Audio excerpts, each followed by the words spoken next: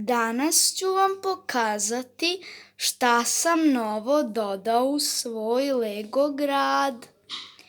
Ovog puta su veliki dodaci, konačno su i veliki.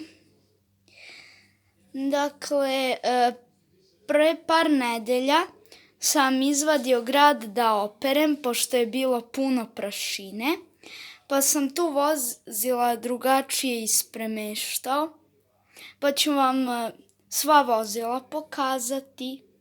Krenimo. Dakle, kao što vidite, tu kod policijske stanice i dalje su radovi. Još uvijek ni ovaj tu prvi sprat nije završen.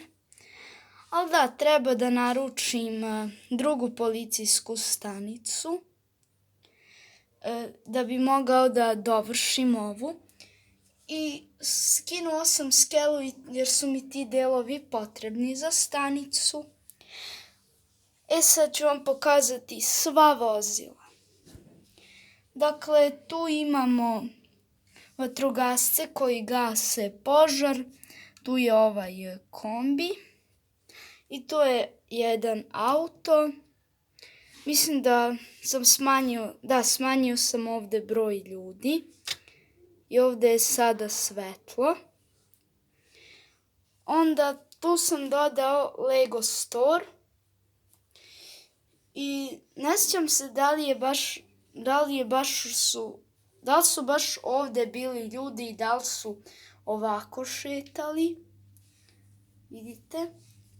I tu imamo ovaj vatrogasni kamion. Napravit ću pregled tog seta. Onda tu je policijski auto. Samo sekund. Kasnije ću ovo staviti tu.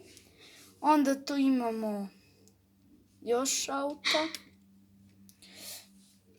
Tu je ovaj autobus, tu su ti auti, tu su bolnička kola, tu je sportski auto, tu je ova dizalica i još dva auta. I tu sam namestio ovako ljude da hodaju. Onda ovde je pljačka. I tu je muzej. Dakle, okrenuo sam muzej, nije više ovako, već je sad ovako. I još nisam rekao kod policijske stanice da je ovde zatvoreno, pa sad do železničke stanice se ide okolo. I to je to što se tiče ovog videa. Ako vam se video sviđa, lajkujte i zapratite me. A do tada zdravo i doviđenja.